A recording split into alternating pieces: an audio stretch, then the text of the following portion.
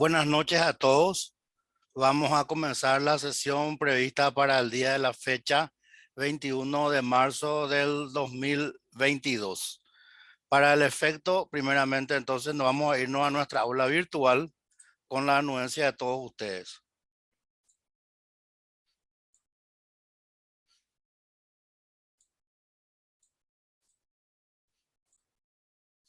Tenemos acá nuestra aula virtual, sesión 3 del lunes 21 de marzo. Y bueno, primeramente, video semanal 1, ¿verdad? Es el resumen de lo que tenemos a dónde. Es el resumen de lo que tenemos más abajo. Estoy marcando ahí con mi cursor que dice material de lectura obligatoria unidad 1. Entonces, eso que tenemos ahí es un video. También lo tenemos en video acá. Voy a reproducirlo un poquitito. ¿Cuál es? No sé si es este. El 49. Nuevamente. Acá tenemos entonces el material. A lo que justamente, prácticamente un año atrás. Estamos hablando de intérpretes, estamos hablando de compiladores y hay una demostración práctica ahí en ese material. Este es un código en lenguaje C que tenemos ahí. Esto está en lenguaje C y fíjense, primero ejecutar, ¿verdad? Hola, profe. ¿Qué tal? Profe, algunos tienen un problema para entrar. ¿En El serio? problema del link. Sí. Muchas personas. Este es Y están probando en entrar con el ID y la contraseña. Eso es lo que le queda y algunos no tienen instalado la aplicación. Si hay un error. Ah, en ese caso no van a En poder ese entrar. caso no se va a poder entrar, claro. Claro, tienen que instalar, obvio. Muy bien, vamos a seguir, chicos. Entonces les mostré ahí, ¿verdad? Lo que tenemos como primer material. Bueno, ahora vamos a volver a nuestra aula virtual. Un ratito. Buenas noches, vamos a comenzar la sesión. Bienvenidos al curso. Un ratito, disculpen. Bueno.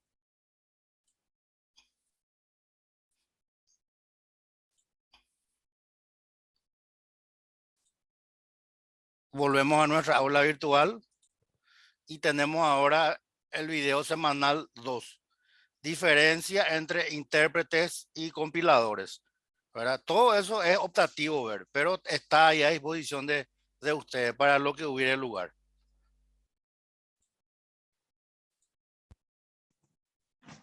Buenas noches, profe. Buenas noches. Un ratito voy a desplegar parte de ese material.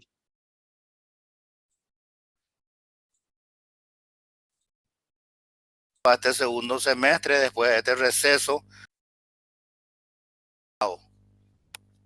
Otra diferencia es que el intérprete reside en memoria. Por consiguiente, absorbe recursos del ordenador. Obviamente, ¿verdad? Al estar el intérprete dentro de la memoria. Muy bien. Entonces, este es el segundo video que tenemos, ¿verdad? Opcionalmente para ver. Ahora voy a irme otra vez a nuestra aula virtual con la anuencia de ustedes y un ratito. No estoy encontrando. Ténganme un chiqui de paciencia. Ahí está. Ahora sí voy a poder compartir. Este es un material también optativo, ¿verdad? Que se refiere a la primera computadora que llegó al Paraguay. Fue en el 70.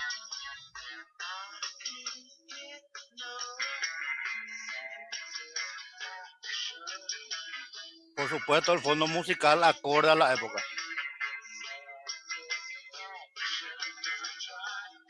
Quería poner ahí Mocoño y de Kemil Yambay, pero no pega, güey. Esta fue la primera compu que llegó al Paraguay. A pesar de que nadie me preguntó, ¿verdad? Tuve la suerte y el honor de trabajar con este equipo. Bueno, esto ya entonces lo dejamos de lado. Voy a cerrar la ventana. No me diga que fue en Ande, profe, esa computadora. No, esa computadora vino en el Centro Nacional de Computación, que en ese entonces funcionaba en el rectorado de la UNA, cito, era en la Avenida España entre Washington y Padre Cardoso. ¿Verdad? Al costado funcionaba el Centro Nacional de Computación. Ellos fueron los primeros en traer la computadora al Paraguay en el 70. Miren el video, ahí se van a informar mejor. Pero ahora sí ya vamos a ir, ¿verdad?, a lo que nos interesa, que es, me refiero a los materiales de lectura obligatoria que serían, en este caso, serían 4 y que nos darían respaldo para qué, para responder ese cuestionario. Miren, ese cuestionario vale 4 puntitos, así hay que tomarse todo con calma, con tranquilidad y responder esto, ¿sí? Bueno, ahora voy a abrir el primer material.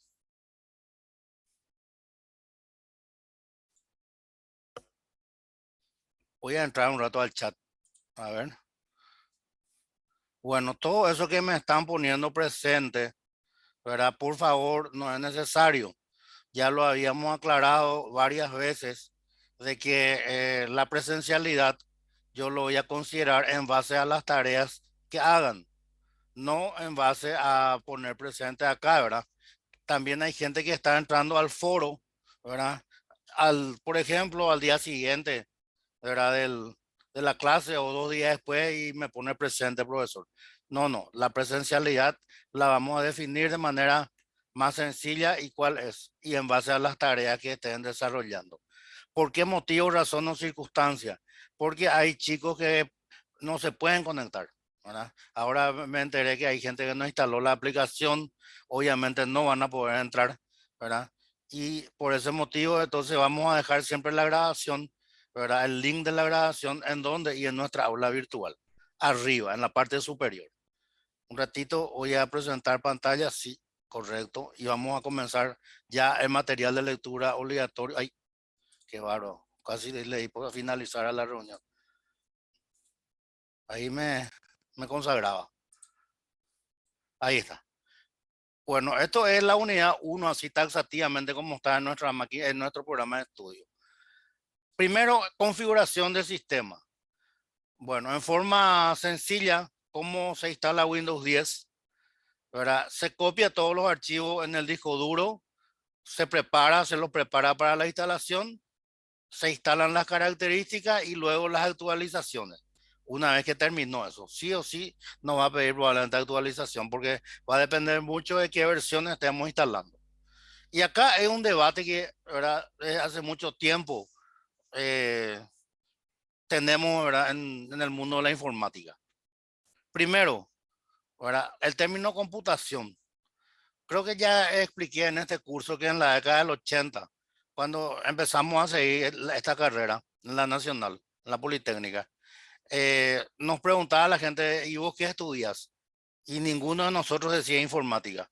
Decíamos computación. Ah, computación, la carrera del futuro. Computación, la carrera del futuro. Eso es lo que escuchábamos que como loro nos decían los demás. Entonces ahora vamos a tener clara la película. Informática consiste en automatizar mediante equipos electrónicos todo tipo de información, de tal forma que evite la repetición de tareas. Computación se refiere al estudio científico que se desarrolla sobre sistemas automatizados de manejo de informaciones, lo cual se lleva a cabo a través de herramientas pensadas para tal propósito. Entonces, la computación hace ya un estudio del sistema una vez que está funcionando, que se implementó, etcétera, etcétera. Y la informática se encarga de automatizar los procesos, normalmente en las empresas. Y acá tenemos ahora algo muy amplio que, digamos, cada vez va teniendo otras aristas y también algunas de ellas se van dejando de lado. Pero más o menos, ¿verdad? ¿Cuáles serían los campos? La teoría de la computación, algoritmos y estructuras de datos, lenguaje de programación y compiladores. Bueno, los lenguajes de programación que en este momento están en vigencia básicamente son 3: Python, lenguaje C++ y Java. en ese orden más o menos. Las bases de datos, ¿verdad? Normalmente SQL, sistemas, inteligencia artificial, computación gráfica, computación científica, metodología de desarrollo de software, arquitectura de computadora y redes informáticas. La teoría de la computación, un ratito.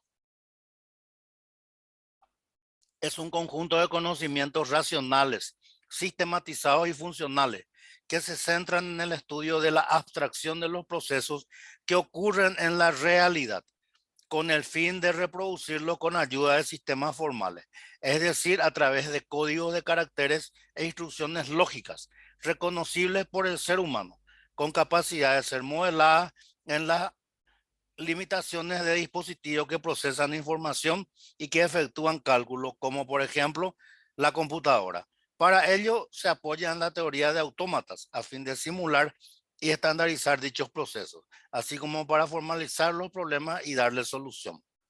Algoritmo. Se deriva de la traducción al latín de la palabra árabe al-Khwarizmi, nombre de un matemático y astrónomo árabe que escribió un tratado sobre manipulación de números y ecuaciones en el siglo IX. Ahí voy a hacer una salvedad. La historia a veces se reescribe. Y bueno, con relación a al-Khwarizmi, en realidad él no era árabe. Esto es algo que hace poco se demostró. Él era persa, ¿verdad? Y ojo con eso, nunca a un persa hay que decirle que es árabe y viceversa. Son enemigos acérrimos desde el punto de vista étnico y también religioso, porque unos son de la facción chiita del mundo musulmán y los otros son sunitas. Así es que es como en el mundo cristiano también, ¿verdad? Estamos los católicos y después están, ¿verdad?, las demás religiones. Pero no vamos a salir fuera de contexto. Vamos a continuar. Un algoritmo consiste en el grupo de instrucciones que definen la secuencia de operaciones a realizar para resolver un sistema específico o clase de problema. Es una serie de pasos organizados que describe el proceso que se debe seguir para solucionar un problema específico. Para describir los algoritmos, ¿verdad? Digamos ya enfocando a la informática, tenemos 4 herramientas: el pseudocódigo, el diagrama de flujo, el diagrama Nash-Schneiderman y el diagrama de Werner-Orr. Los diagramas de flujo se utilizaban, ¿verdad?, para lenguajes lineales que hoy ya prácticamente no existen. Y serían, por ejemplo, BASIC, Fortran 4, COBOL, etc. Y esos son sus símbolos. Inicio, lectura, cálculo, decisión, salida, iteración, conector. Pseudocódigo, eso sí se sigue utilizando hasta ahora. Se basa en la lengua materna del programador, en nuestro caso español estructurado. En el pseudocódigo se escribe paso a paso las instrucciones que luego se pasarán a algún lenguaje de alto nivel. Podría ser Java, como les dije, o lenguaje C++ o Python, por ejemplo. Acá tenemos un código. Esto está, a ver, esto está en lenguaje C++. Este código, como dice ahí, ¿verdad?, genera e imprime de forma automática todos los números primos comprendidos entre 2 y 2000. Bueno, ¿dónde se le dice eso? Y ahí en ese primer para que tienen ahí arriba. Para acá igual a 2 hasta acá. No, este es un pseudocódigo, disculpen. Yo dije que era el lenguaje C. No, no, es pseudocódigo, sorry. Para acá igual a 2 hasta acá menor o igual a 2000. Ahí le estamos diciendo que K va a ir tomando los valores 2, 3, 4 hasta llegar a 2000. Y en el otro para que está más adentro, lo que estamos haciendo es ver si el número K generado en ese momento es o no es primo. Y así sucesivamente. Acá sí, este es el código en C, ¿verdad? Tenemos arriba barra asterisco y eso es para hacer comentarios. Después tenemos numeral include, 2 números include. Ahí estamos llamando a 2 librerías. El de matemática. ¿Por qué el de matemática? Porque estamos usando, ¿verdad?, hay una función ahí más abajo que se llama fmod, que está en el código. Y estamos también llamándole a stdio. Y stdio es una librería que usamos, ¿verdad?, para poder utilizar las instrucciones más sencillas del C. Declaramos 4 variables, result y K y B, y ahí tenemos el main, que es el cuerpo del programa, y tenemos ya el código en lenguaje C. Tenemos el for, que era ese primer para que vimos en el pseudocódigo, y tenemos el otro for adentro, que es para ver si el número es o no es primo. Y ahora vamos a avanzar, vamos a referirnos a las estructuras de datos. Son formas de organizar información o datos. Existen dos tipos: las estáticas, que son los arreglos y las estructuras; las dinámicas, que son las listas, las pilas, las colas y los árboles. Cada tipo de estructura de datos tiene su método específico. Métodos comunes en la estructura de datos son agregar elementos, eliminar, editar, ordenar y buscar. Pero no quiero entrar en muchos tecnicismos porque nuestra materia no es de algo de informática. Entonces vamos a tratar de no complicarnos la vida con esto. ¿Qué es un vector? Bueno, sáquense de la cabeza el concepto matemático de vector. Es una estructura de datos en la cual se almacena un conjunto de datos de un mismo tipo. Es decir, que un arreglo es una lista de n elementos que posee las siguientes características. Se identifica por un único nombre de variable, sus elementos se almacenan en posiciones contiguas de la memoria, se accede a cada uno de sus elementos en forma aleatoria.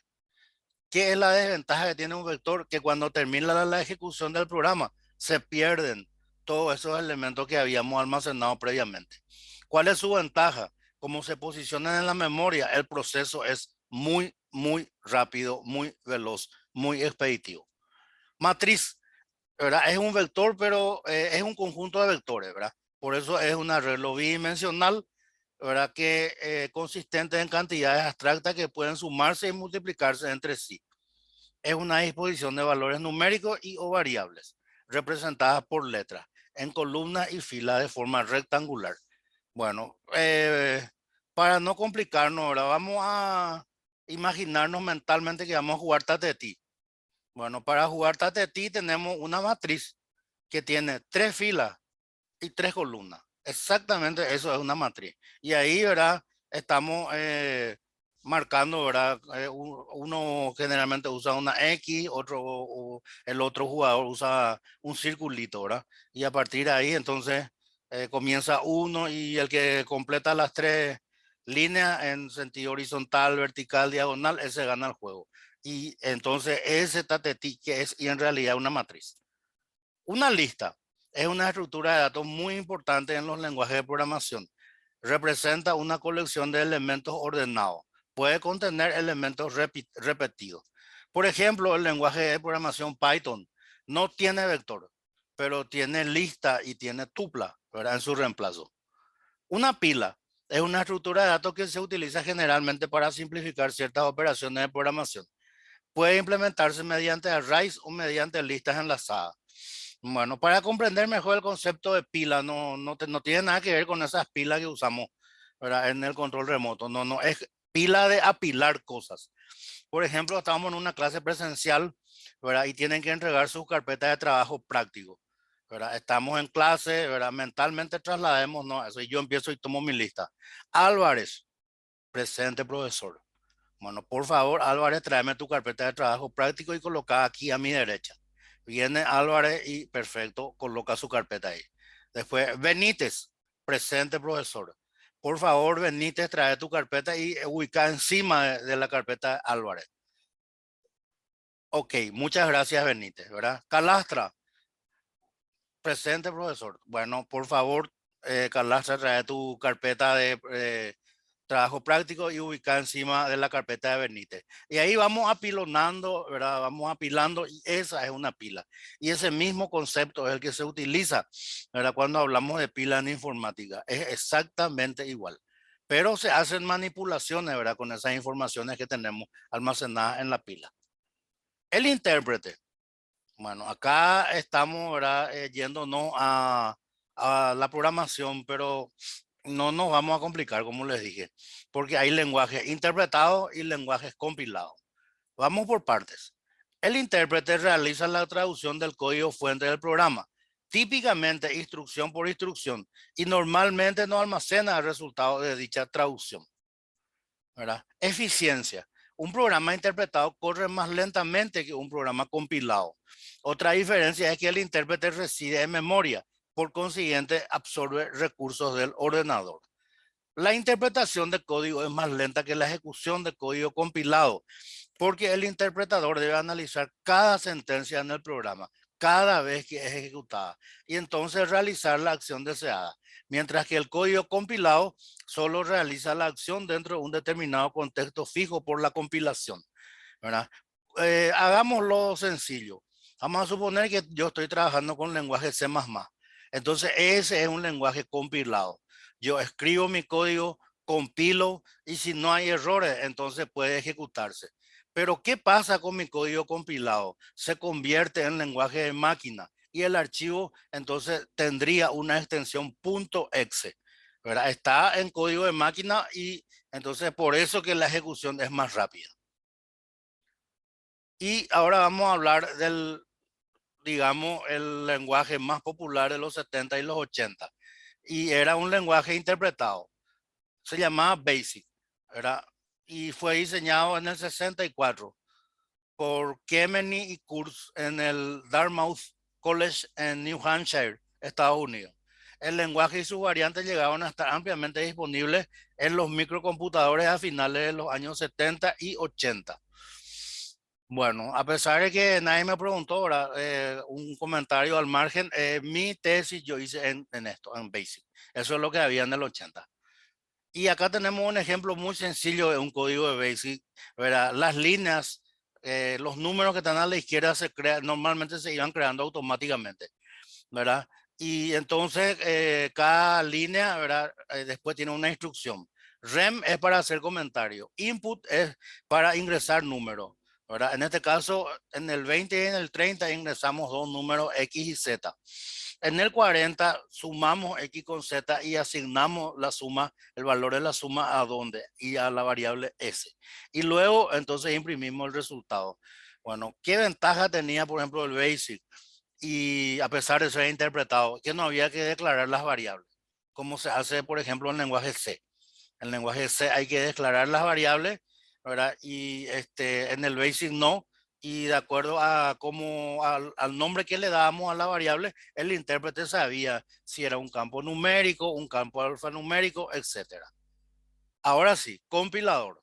Traduce texto escrito en un lenguaje de programación a otro código, a otro, que se llama código objeto. Código fuente escrito en un lenguaje de alto nivel, Java, C++, que queremos pasar a un lenguaje de bajo nivel, ¿verdad? Ensamblador o lenguaje de máquina. O dicho de un modo más sencillo, un archivo con extensión .exe, ejecutable quiere decir. El primer compilador es el A0, fue desarrollado en el 52 por Grace Hopper. 6 años después, esta misma científica presentó el compilador V0 para el UNIVAC 1 y 2. Acuérdense que UNIVAC 1 fue la primera computadora vendida en serie. En el 59 colaboró activamente para la creación del legendario lenguaje de programación conocido como COBOL, por sus siglas en inglés Common Business Oriented Language, ¿verdad? Y ese lenguaje yo utilicé 10 años en mi lugar de trabajo. Hoy en día ya está en desuso. La fase de un compilador. Tenemos el análisis, ¿verdad? El análisis que se subdivide en análisis léxico, análisis sintáctico, semántico y la generación de salida expresada en el lenguaje objeto, formado por combinaciones de fases de generación de código y optimización de código. La etapa front-end es la parte que analiza el código fuente, comprueba su validez, genera el árbol de derivación y acá tenemos, ¿verdad? Cómo hace más o menos gráficamente, ¿verdad? El análisis en la etapa front-end. Y esa gráfica que tenemos a la derecha se llama árbol, ¿verdad? ¿Por qué se llama árbol? Y pues tiene un nodo raíz que en este caso es S, ¿verdad? Después tiene otros intermedios, ¿verdad? Que están más abajo y ahí tenemos a la izquierda, tenemos ahora la escrituración de cómo se van relacionando los nodos del árbol. Por ejemplo, ese nodo que está allá abajo mismo, que es B larga, ¿verdad? Ese se le llama hoja. ¿Por qué se le dice hoja? Porque es un nodo terminal. Etapa front-end. ¿Qué más hace el front-end? Rellena los valores de la tabla de símbolos, que es una estructura de datos que usa el proceso de traducción de un lenguaje de programación, donde cada símbolo en el código fuente de un programa está asociado con información tal como la ubicación, el tipo de datos y el ámbito de cada variable. Es independiente de la plataforma o sistema para el cual se vaya a compilar y está compuesta por las fases comprendidas entre lo que acabamos de ver, el análisis léxico y la generación de código intermedio. Después viene, ¿verdad? ¿Qué le sigue después? La etapa backend. Genera ya el código máquina específico de una plataforma a partir de los resultados de la fase de análisis realizado por el frontend. Bueno, antes de avanzar, cuando se llega al backend, quiere decir que no hubo error de compilación, ¿verdad? Eso tampoco significa que el programa está correcto, porque el compilador no detecta errores de lógica. Y bueno, le voy a dar un ejemplo muy sencillo. En lenguaje C acabamos de ver que estábamos usando una instrucción for. Bueno, ¿qué pasa si yo escribo un for, le doy los parámetros, ¿verdad? Cierro mi paréntesis derecho y al final le pongo un punto y coma? Bueno, el compilador no detecta eso. Ningún compilador del lenguaje C detecta ese error. Y entonces, ¿qué pasa con el programa? Y pensamos que está bien porque nos dio error y ya estamos en backend. El programa en la parte de ejecución, ¿verdad? No se va a poder ejecutar por ese error que el compilador no detectó, ¿verdad? En tiempo y forma. Tipos de compiladores. Tenemos los compiladores cruzados, los compiladores optimizadores, ¿verdad? Los compiladores de una sola pasada, ¿verdad? De varias pasadas y compilador JIT, Just in Time, ¿verdad? Forman parte de un intérprete y compilan partes de código según se necesita. Con relación al término Just in Time, en realidad este término empezó a utilizarse por primera vez no en la informática, sino en la industria automovilística, específicamente por Toyota Corporation, ¿verdad? En Japón, como todos ustedes saben, no hay espacio, entonces ellos no usan depósitos o almacenes. ¿Y cómo se manejan? Y bueno, cuando van a empezar a producir, les dice a sus proveedores, bueno, tráeme acá 500 cubiertas Michelin, ¿verdad? Y después le pide, bueno, tráeme acá 500 tapizados, ¿verdad? 500 asientos y así sucesivamente. Entonces llega a la planta los insumos que necesitan, los materiales que necesitan y ya lo utilizan y lo procesan directamente. Por eso se llama just in time, justo a tiempo. Una base de datos es una colección de información organizada. Las bases de datos tradicionales se organizan por campos, registros y archivos. Cuando ustedes entran, por ejemplo, en el portal de la facultad y ven ahí su puntaje, su asistencia y ese tipo de cosas, ¿dónde está eso? Normalmente almacenado y en lo que estamos viendo acá, en una base de datos. Inteligencia artificial es el campo científico de la informática que se centra en la creación de programas y mecanismos que pueden mostrar comportamientos considerados inteligentes. En otras palabras, la inteligencia artificial es el concepto según el cual las máquinas piensan como seres humanos. Arquitectura de computadoras. El concepto de arquitectura de computadoras se refiere a la integración de su estructura física con su estructura lógica. O sea, ¿qué es lo que estamos viendo acá? Estamos desmenuzando, ¿verdad? A grandes rasgos, por decirlo de alguna manera, los componentes de la informática, ¿verdad? No es que la informática se divide solo en programación y análisis, sino que tiene una serie de especializaciones otra vez. Las redes, ¿verdad? Conjunto de equipos informáticos y software conectados entre sí por medio de dispositivos físicos que envían y reciben impulsos eléctricos, ondas electromagnéticas o cualquier otro medio para el transporte de datos, con la finalidad de compartir información, recursos y ofrecer servicios, ¿verdad? Normalmente lo que se usa mucho hoy en las redes son las redes Wi-Fi y para la transmisión de datos, fibra óptica. ¿Cuáles son las ventajas de las redes? Primero, compartir los recursos, ¿verdad? ¿Qué significa eso? Que yo puedo tener centralizado una impresora y a esa impresora colgarle, por ejemplo, digamos, unos 15 usuarios y cada uno de ellos va enviando su impresión, ¿verdad? Y se forma, ¿verdad? Una cola de impresión, ¿verdad? Que se llama spool. Simultaneous Peripheral Operation Online, ¿verdad? Y entonces en base a esa cola de impresión, la impresora va imprimiendo, ¿verdad? Los archivos a medida que van llegando. La fiabilidad, obviamente, ¿verdad? Un segundo objetivo consiste en proporcionar una alta fiabilidad al contar con fuentes alternativas de suministro. La reducción de los costos. Mencionamos el tema de la impresora, ¿verdad? Para no tener que cada uno usar una impresora propia, eso se puede centralizar sin ningún problema. Es una, ¿verdad?, de las alternativas que tenemos para reducir los costos, pero obviamente hay otras más. Es un medio de comunicación, ¿verdad? Sobre todo cuando usamos lo inherente a redes sociales, pero no es solo eso, ¿verdad? También se puede usar como medio de comunicación para procesamiento de información. Ahora estamos entrando al caracú de la informática. ¿Y qué es? ¿A qué me refiero? Y a lo que es un byte. Un byte es la unidad fundamental de datos en los ordenadores personales. Es una secuencia de bits contiguos, cuyo tamaño depende del código de información o código de caracteres en que se ha definido. El byte es también la unidad de medida básica para memoria, almacenando el equivalente a un carácter. Dicho de manera sencilla, yo escribo la letra A, ¿verdad? ¿Y eso dónde se va a almacenar?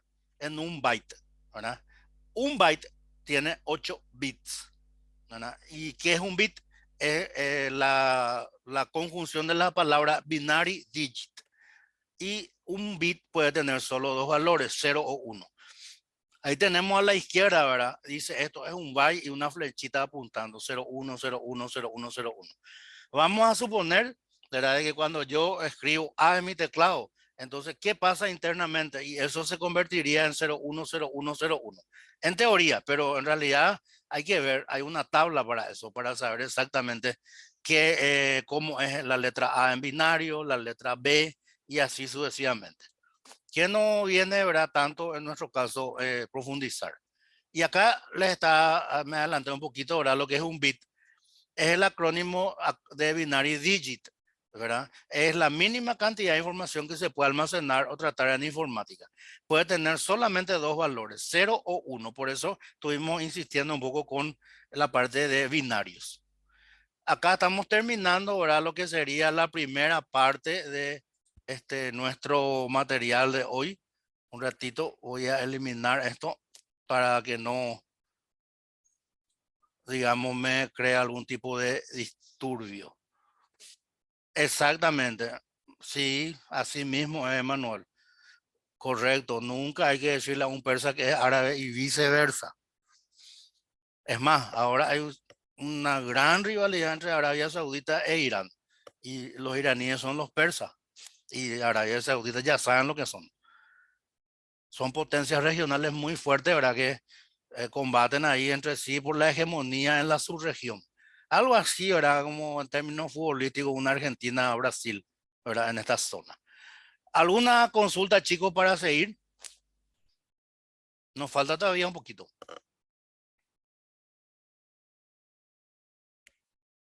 Gracias, Elson.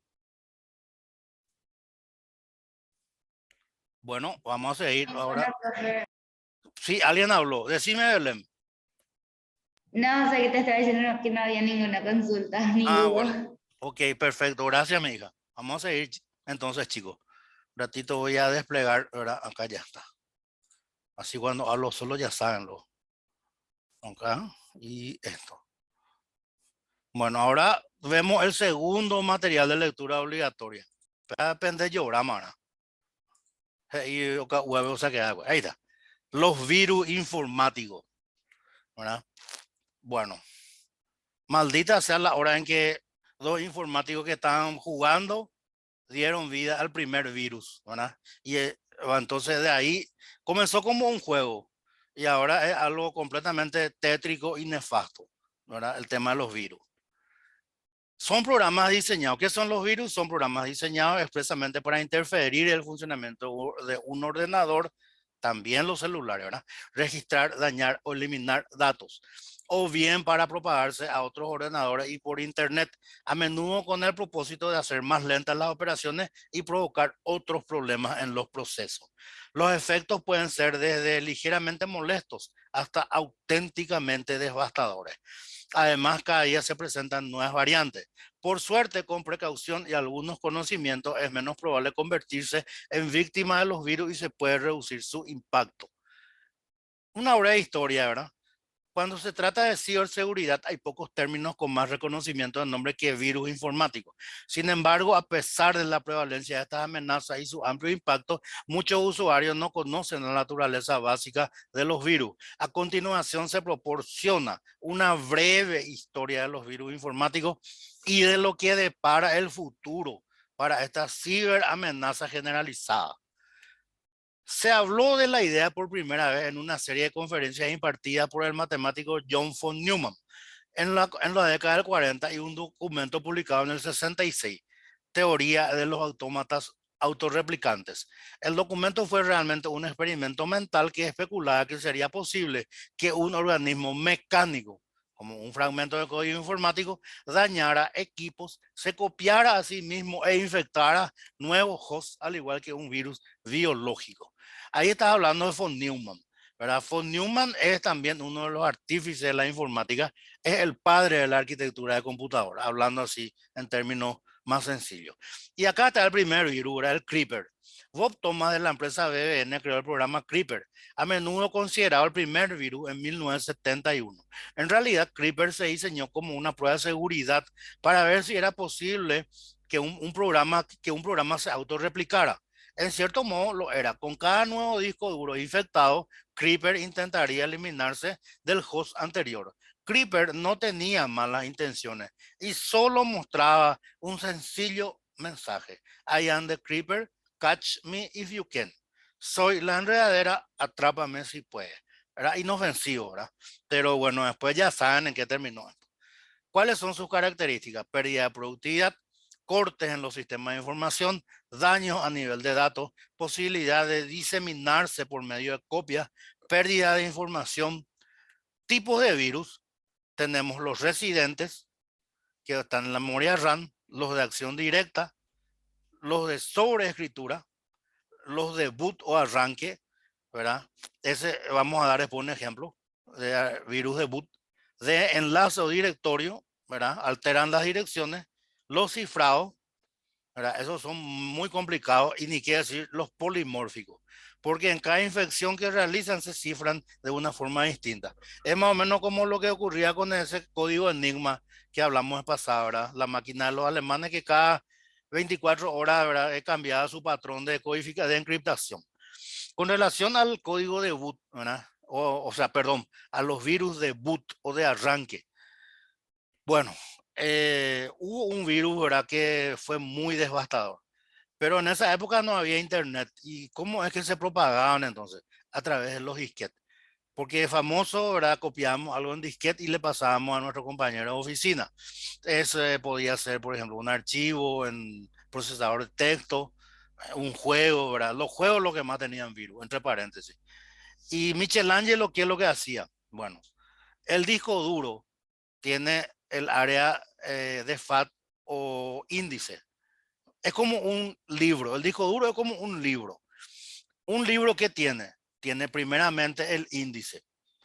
Y después del índice, ¿verdad? Si el libro tiene 20.000 páginas, lógicamente no vamos a estar mirando uno a uno lo que hay ahí, vamos a ir al índice y una vez que encontremos en el índice lo que buscamos, entonces ahí nos vamos a la página que nos interesa.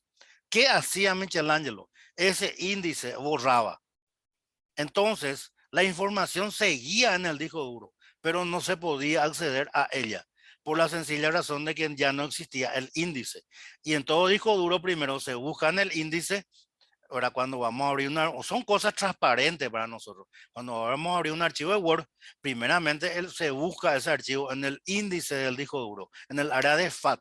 Y una vez que encuentra el lugar, de ahí va y accede a la posición, ¿verdad?, en que está el archivo dentro del disco duro. Y eso hacía Michelangelo. ¿Y tenía solución? No. No tenía solución.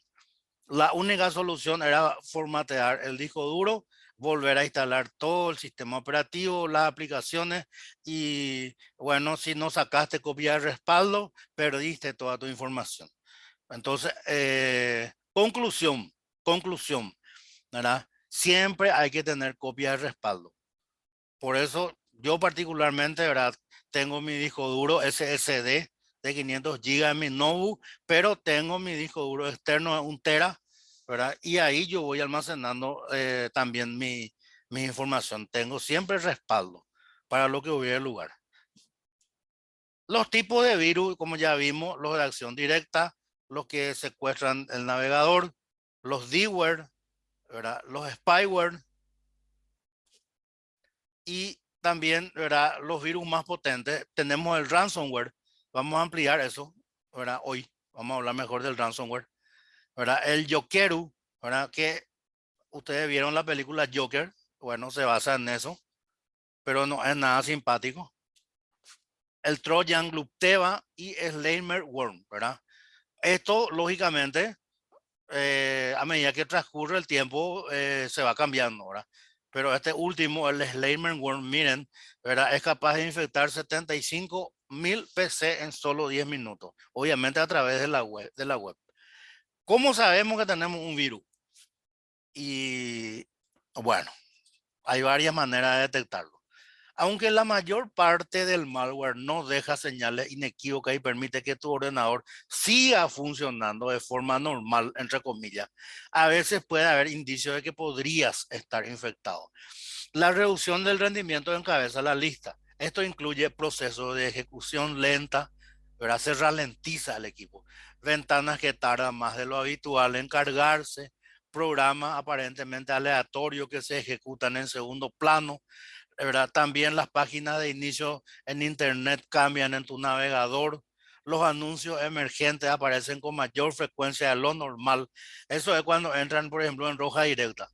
Entran en roja directa y ayer, ¿verdad? Castigo no mostró ni Real Madrid, Barça, ni tampoco mostraron lo de castigo Boca River. Y bueno, entonces yo entré en corto y bueno, tuve que verlo a través de la web y entré en roja directa. Y ahí siempre hay ventanas emergentes y también otras cosas raras que no puedo comentar en clase, pero que ustedes se imaginarían. Bueno, en algunos casos el malware también puede afectar a las funciones más básicas del ordenador. Es posible que Windows no pueda abrirse en absoluto, eso es mortal, y que no puedas conectarte a Internet ni acceder a las funciones de control del sistema de nivel superior. Si sospechas que tu ordenador puede estar infectado, analiza tu sistema inmediatamente. Si no se encuentra nada, pero aún estás en duda, tienes que pedir una segunda opinión. ¿Verdad? Ejecutar un análisis con un programa antivirus alternativo. Bueno, justamente, ¿verdad? Yo lo que les recomiendo es que compren, ¿verdad? Un antivirus, ¿verdad? Con licencia. Avira, ESET, etcétera. Paguen la licencia, déjense de tomar, ¿verdad? Su cervecita de fin de semana, estoy diciendo en broma obviamente, y paguen la licencia y compren un buen antivirus. Eso les va a salvar. Y también, ¿verdad? Una segunda opción, compren CCleaner, ¿verdad? Que va limpiando, va sacando los archivos basura que quedan cuando entramos a la internet, ¿verdad? Esos dos programas son muy importantes tenerlos. Pero cuando me refiero a un antivirus, y ya les dije, compren la licencia, no se vayan ahí a la Asunción Supercentro con su máquina y el técnico les instala un antivirus y le dice, ya está, ¿verdad? Y le cobran 50.000 y ustedes salen felices y contentos. No, ese no les va a servir. Ese antivirus no les va a servir. Les aviso bien. ¿Qué podemos hacer cuando tenemos un virus? Bueno, ¿qué pasa? ¿Cuáles son los síntomas? Ya lo dijimos. Ralentización, reducción de espacio en disco, ventanas mostrándose de forma constante, descarga de archivos o programas basura, apagado o reinicio del dispositivo. He visto ya varios casos de esto. Eliminación de datos terrible y mal funcionamiento de los archivos vitales. Protección. Para disminuir o reducir los riesgos que conllevan los virus es importante descargar un programa antivirus, generar filtros de ficheros dañinos, por ejemplo, técnicas de firewall, instalar actualizaciones automáticas del fabricante del sistema operativo. Así se corrigen fallos de seguridad y mejora el desempeño. Profe, Cuando normalmente Windows, profe, ¿sí? el Windows 10, por ejemplo, ya trae ya su antivirus Sí, sí, justamente predeterminado y es así bastante mismo. bueno. Así estaba justamente por mencionarlo, transmisión de pensamiento. Es así como estás diciendo, Windows, creo que las versiones anteriores también ya lo traían, tiene su propio sistema antivirus, ¿verdad? Que es muy bueno, realmente es muy bueno, ¿verdad? Pero lo que quería puntualizar es, muchas veces cuando vamos a pagar, Windows nos dice que va a actualizar, ¿verdad? Y todas esas cosas. Pues dejemos que lo actualice, no importa que nos tome tiempo, porque lo que hace Windows, que es realmente en el fondo, es corregir las vulnerabilidades que ellos mismos detectaron y que hace que su sistema sea, ¿verdad? Muy, muy fácil de corromper. Entonces ellos van parchando, van parchando, van parchando y entonces después nos vienen con el cuento de que van a hacer una de sus actualizaciones. En realidad lo que están haciendo es parchar y proteger las vulnerabilidades que tiene su sistema operativo. Con esto terminamos ahora, ¿qué cosa? Terminamos la parte de virus informático. Bueno, ahora voy a dejar de compartir. Vamos a ver la hora. Estamos sobre la hora. Tenemos todavía tiempo para ver los dos materiales de lectura obligatoria. Bueno, ahora me saqué, ¿verdad? Un gran peso encima porque pensé que no activé la grabación, pero sí activé, menos mal. Ok, ahora vamos. Perfecto, un ratito. Acá está. Ahora vamos a compartir otra vez pantalla y, epa, casi ya finalicé la reunión. Ahí está. Profesor, pero Decime, mi hijo. hola, Sí, también es un negocio, ¿no? Los virus, porque si no hay eso, no hay venta de los antivirus, ¿no? es un negocio. Todo es negocio, mi hijo, desgraciadamente. Así Lo que como vos siempre estás diciendo. lo que Sí, uno piensa siempre que los mismos que crean el antivirus son los que crean algunos virus como para poder, o sea, realizar la venta de su software, ¿no? es comentario generalizado en el mundo de la informática. ¿Están viendo eso, ransomware? Sí, Ok, Sí, profe. bueno, seguimos. Ransomware.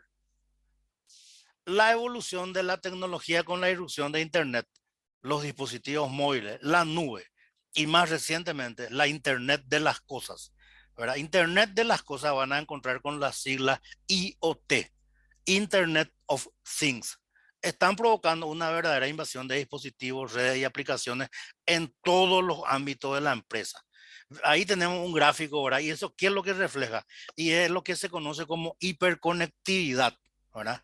Y es increíble cómo esto de la hiperconectividad, ¿verdad? Hace que podamos estar online a través de varios dispositivos.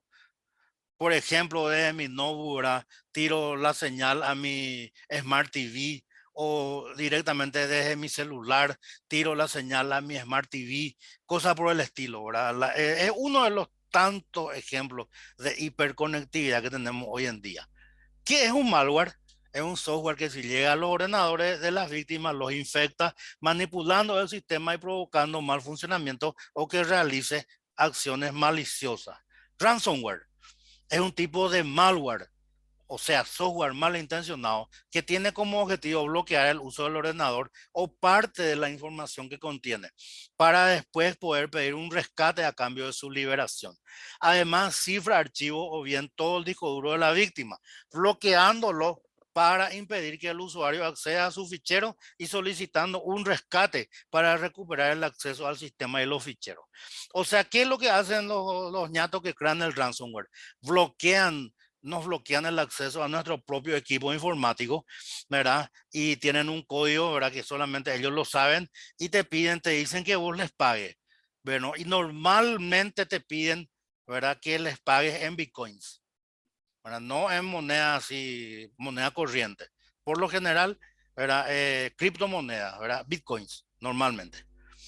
¿Por qué se llama así?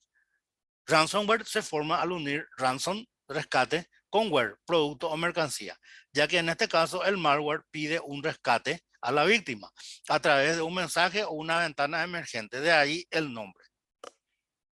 El ransomware se propaga como otro tipo de malware. El método más común es mediante el envío de correos electrónicos. Ojo, ojo con los correos electrónicos maliciosos a las víctimas. Los cibercriminales las engañan para que abran un archivo adjunto infectado o hagan clic en un vínculo, un link que les lleva al sitio web del atacante donde se infectan. Por ejemplo, ahora vos sos cliente de Itaú, no voy a decir ningún banco de demanda, sos cliente de un banco muy renombrado de Plaza. Bueno, y entonces es lo que, digamos, están en el asunto este del ransomware, usan el logo del banco, ¿verdad? Y te envían en tu correo, ¿verdad? Y te dicen cosas así que si entras en ese link vas a participar de un sorteo o lo que sea, ¿verdad? Y a veces uno es impulsivo y hace nomás ya eso, ¿verdad? Entonces, ojo con los archivos adjuntos de los correos y los links, los enlaces. Hay que tener mucho cuidado, ¿verdad? A la hora de, digamos, hacer ese tipo de cosas. ¿Quién está detrás del ransomware? Como otro tipo, ahí está, ahí lo que dijo el compañero, es un negocio ilícito, pero un negocio. Además, no es muy costoso ponerlo en marcha y los beneficios son importantes. Están proliferando redes de ciberdelincuentes especializados en ransomware. En este negocio participan, además del creador del ransomware, los que alquilan la infraestructura para su distribución o los agentes que lo distribuyen y los servicios para recaudar el rescate. Es toda una infraestructura también ahí detrás, ¿verdad? Y ahí está, ¿verdad? Un ransomware, ¿verdad? Tus archivos están encriptados. Tus fotos, documentos y otros importantes archivos han sido encriptados con una clave generada para tu computadora. Y ya comiste una ahí, si no le pagas. ¿Cómo se infecta? Como pasa en el caso de otros tipos de malware, los ciberdelincuentes van a utilizar una o varias de estas vías para infectar a la víctima. Aprovechar agujeros de seguridad, vulnerabilidades del software de los equipos, sus sistemas operativos y sus aplicaciones. Los desarrolladores de malware disponen de herramientas que les permiten reconocer dónde están estos agujeros de seguridad e introducir así el malware en los equipos. Recientemente, algunas variedades de ransomware utilizan servidores web desactualizados como vía de acceso para instalar el ransomware. También se están aprovechando de sistemas industriales SCADA conectados a Internet sin las medidas básicas de seguridad. Por ejemplo, cada vez más equipos de aire acondicionado, impresoras de red, equipos médicos, etcétera, que no estaban conectados a ninguna red informática, son conectadas a redes corporativas de Internet sin las mínimas medidas de seguridad. ¿Cómo me puedo proteger? Es necesario adoptar una serie de buenas prácticas con dos propósitos. Por una parte, evitar caer víctimas de engaños conociendo las técnicas de ingeniería social. También, por otra parte, configurar y mantener los sistemas, evitando que sean técnicamente vulnerables. ¿Qué hacer si me afecta? Ahí dice no pagar nunca el rescate, pero a veces no nos queda otra, chicos. Si contamos con un plan de respuesta a incidentes, lo aplicaremos para poder minimizar en lo posible los daños causados y poder recuperar la actividad corporativa lo antes posible.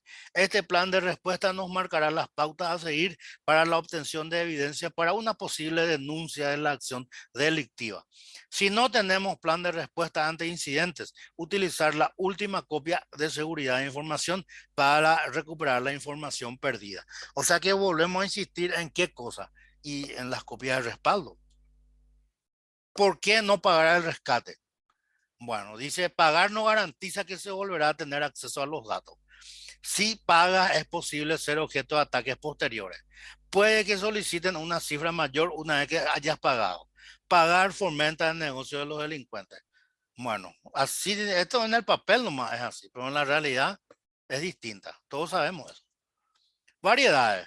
Tenemos ransomware de bloqueo, descifrado, etcétera. Entonces acá estamos terminando la penúltima lectura, ¿verdad? Obligatoria del día de hoy. Tenemos 7 minutos y nos quedaría ahora phishing, ¿verdad? Y bueno, un ratito voy a desplegar mi pantalla nuevamente. Y vamos a ver phishing, que es la última parte. Acá está, phishing. Compartir. Qué capo. Este sí es, digamos, bastante frecuente, ¿verdad? Sobre todo clonación de tarjeta. Bueno, a pesar de que nadie me preguntó ahora, por ejemplo, hace un año y medio o dos, ¿verdad? Nosotros tenemos ahora acá en casa el servicio de que cuando se usa nuestra tarjeta nos avisan en el celular.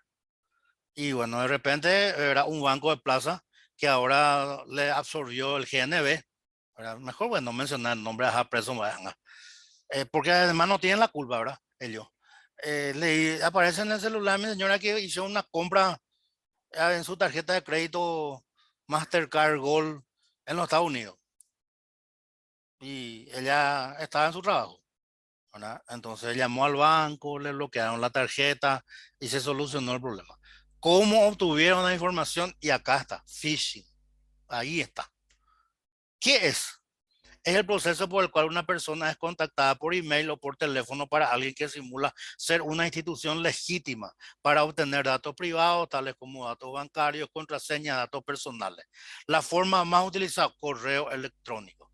La primera vez que se oyó acerca del phishing, en el 87, en una conferencia donde Jerry Felix y Chris Hawk hicieron referencia al término a causa de un documento titulado Sistema de Seguridad, la perspectiva de un hacker. Phishing es pescando, ¿verdad? Fish es pez, ¿verdad? Proviene del término fishing, de pescar en inglés. ¿Por qué se utiliza ese vocablo? Debido a que los primeros hackers eran conocidos como prex. Proviene de la palabra breaking, que es el estudio, comprensión y aprendizaje de las nuevas tecnologías. ¿Cómo se realiza? Mediante una técnica denominada password harvesting. Este delito es diferente debido a estos 4 puntos: ingeniería social, automatización, comunicación electrónica y suplantación. Phishing como servicio. Se ofrece un previo pago a una plataforma que proporciona varios servicios de phishing. El sistema ofrece varias plantillas para que el usuario la elija y la configura de acuerdo con el ataque de phishing que quiera utilizar. Ahí está, tenemos ahora un ejemplo. Se hacen pasar por Netflix, por ejemplo. El intermediario o mula. Los phishers utilizan la ingeniería social para conseguir una tercera persona que ayude con el robo. El intermediario no sabe que está siendo partícipe de una actividad ilícita. UAU. Fases. 1. Se nutre de usuarios de chat, foros, correo electrónico, etc. 2. Se comete el phishing, ¿verdad? Y ahí tenemos un gráfico, ¿verdad? Recopilación de datos, existe relación de confianza, se crea ese círculo y ahí ya entonces sonamos. Luego, ¿verdad? Se retiran grandes cantidades de dinero, los intermediarios llevan su porcentaje de comisión, ¿verdad? Spear phishing, ataca a una persona u organización específica. Phishing de clonación, clonan correos electrónicos legítimos. Phishing telefónico, hace una llamada y afirma que representa a un banco local, policía o alguna agencia tributaria. Impacto. Si este delito no tuviera ningún tipo de impacto, no se utilizaría para obtener algún beneficio, ¿verdad? Y tenemos impacto económico, impacto social. Impacto económico, los fraudes no emiten tantas ganancias, pero al multiplicar tales ganancias por cada fraude que fue exitoso durante los últimos años, se puede apreciar la dimensión del problema. Impacto social. Con el aumento del phishing, la confianza de los usuarios de Internet para realizar diferentes operaciones va disminuyendo. ¿Cómo identificar un ataque? Reconoce al remitente, pero es alguien con quien no trata. O el mensaje suena aterrador. O los mensajes, repito, contienen archivos adjuntos, inesperados o extraños. Y los links, aparecen links extraños. ¿Verdad? ¿Cómo identificar? Y ahí tenemos ahora un gráfico dividido en 4 partes. ¿Cómo protegerse? No acceda a sitios a través de enlaces enviados por email dudosos. No responda a los emails que piden datos. La protección contra el phishing dentro de las empresas. Gracias por vuestra atención. Bueno, voy a dejar de compartir. Voy a cerrar esta ventana y ahora voy a volver a nuestra aula virtual. Muy bien, estamos sobre la hora. ¿Alguna duda, alguna consulta, jóvenes? Estos 4 materiales son para responder ese cuestionario que va a acumular 4 puntitos. Qué pucha, profesor, lo dio duro. Vamos a tener que repasar nomás de vuelta. Y es lo que sugerimos. Pero no se olviden nunca un detalle muy importante. ¿Y cuál es ese detalle? Que ustedes tienen a mano ahí, cosa que no va a suceder y ustedes lo saben en las presenciales. Ahí no va a haber nada a mano, ¿verdad? Ahí es su bolígrafo, ¿verdad? Su hoja de examen y su gran cerebro. Pero acá es sencillo, ven, todo, lo tienen todo a mano, pero hay que mirar como está diciendo Fabián. Sí, pero lo bueno es poder responderlo, o sea, aprender, leer, responder y por lo menos tratar de practicar, si en el momento del examen no sabemos nada. Es una cuestión de actitud este tema de la educación a distancia. Yo, por ejemplo, a pesar de que nadie me preguntó ahora, estoy haciendo la salida por cuarta vez en la noche. FACEN de la UNA tiene varias carreras que son totalmente a distancia. Bueno, en una de esas carreras yo me inscribí, que es la de matemática, y llegué a aprobar 12 materias de las 48 que tenía la malla curricular. Después me di cuenta que me iba a dar un surmenage, porque trabajaba, enseñaba y encima ahora estudiaba matemáticas. Entonces dije, no, ¿qué es más importante? ¿Mi salud física, mental, espiritual o que me dé un surmenage por este asunto? Y tuve que dejar el lado. Pero la cantidad de cosas que aprendí, por más a distancia que haya sido, por eso les digo, una cuestión de actitud. Los exámenes eran presenciales, los exámenes finales, y se rendían sábado o domingo. Y se estarán preguntando, ¿por qué sábado o domingo? Porque aunque ustedes no quieran creer, chicos, había gente que venía de Mariscal Estigarribia, corazón del Chaco paraguayo, de Ciudad del Este, de Encarnación, de Coronel Oviedo, de Coronel Bogado, ¿verdad? De todas partes del país venían, ¿verdad? A rendir los chicos, ¿verdad? Y era increíble, ¿verdad? Era increíble. Y yo al menos particularmente estuve muy conforme, ¿verdad? Con lo que aprendí ahí. Pero yo tomaba en serio, ¿verdad? Yo tomaba en serio. O por lo menos procuraba hacerlo. Y lo que Lastimosamente, cuesta un poquito, lo que cuesta sí, un poquito es retomar de vuelta, profesor. Por ahí, no sé, en mi caso, ¿no? Cuesta volver a más la gente que trabaja. O sea, yo trabajo todo el día, termino la facultad, tengo un emprendimiento personal, también trabajo un poco más hasta las 12 una, me acuesto a dormir, a las 5 levanto de vuelta. Entonces, eso ya es un poquito difícil poder agarrar ritmo y poder aprovechar al máximo las horas del día, ¿no? Pero sí, bueno, hay sí. que Hay que mojar la encontrarle el lugar. camiseta. Hay que mojar la camiseta. Sí. Hay que mojar la camiseta, ¿verdad? Y no, digamos, bajar la guardia. Por ejemplo, ya que estamos hablando de estas cuestiones de los cursos y compañía. Un ratito, acá está. ¿Ven esto? Sí, ¿Le conocen a ese personaje que está ahí?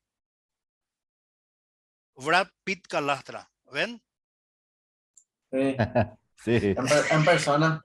Bueno, Academia ESETI, ese es antivirus. Bueno, baje ahí, bebé.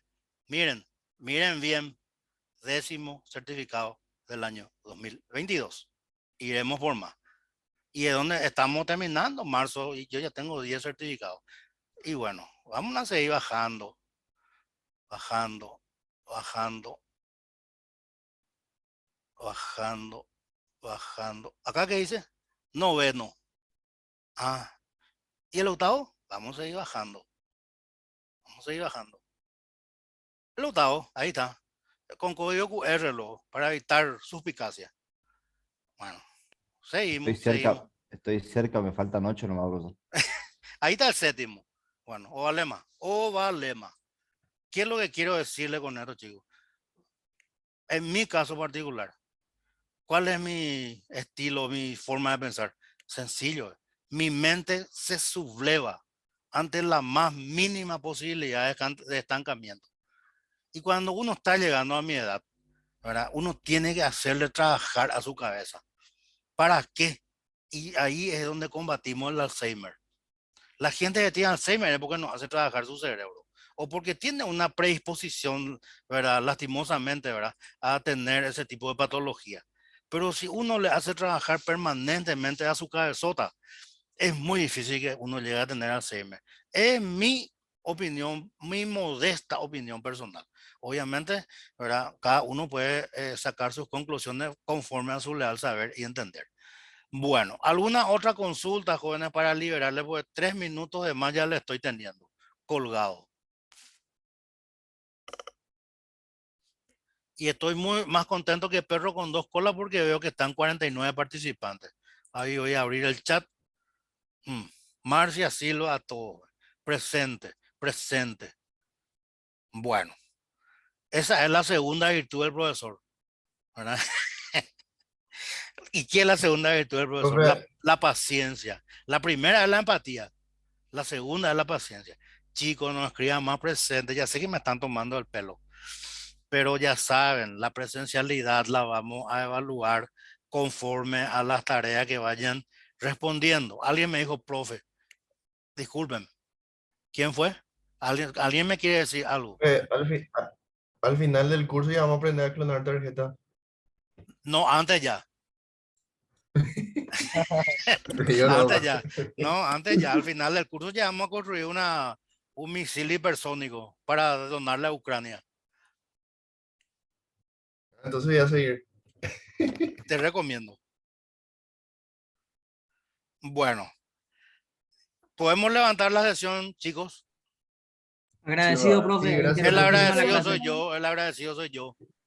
Dale, profe. Nos vemos el otro lunes. Peche por taponar que nada. O mandar moesa. Dale, profe. Dale, Dale, profe. buenas Más noches. bueno que Buenas gracias, noches, Tao. buenas noches. Buenas noches, profe. Por la buena onda. Hay liquidación de Doctor Selvi para los pancheros ahí en Farma Total. No vayan a descomponerte, profesor, a esta hora. No, tranqui nomás. Tranqui. Está dolido todavía, profesor. 12-8, Está dolido todavía. 12-8. Está dolido todavía, 12-8. profesor. 12-8. Hay que prevenir el Alzheimer. Hay que prevenir el Alzheimer. Sí. Dale, profe, gracias. El agradecido soy yo. Buenas noches.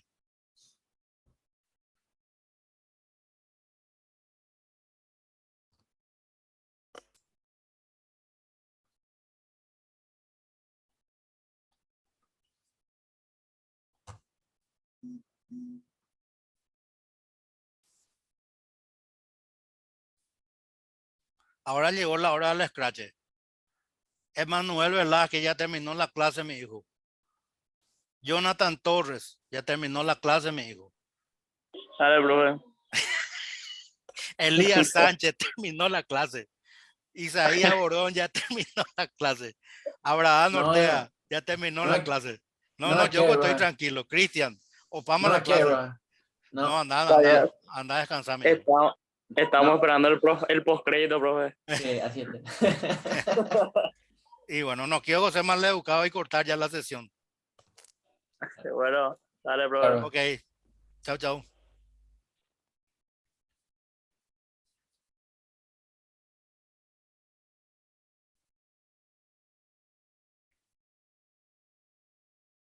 Jonathan ya terminó la clase. Isaías ya terminó la clase, mi hijo. Abraham ya terminó la clase, mi hijo. Esta es la hora del scratch.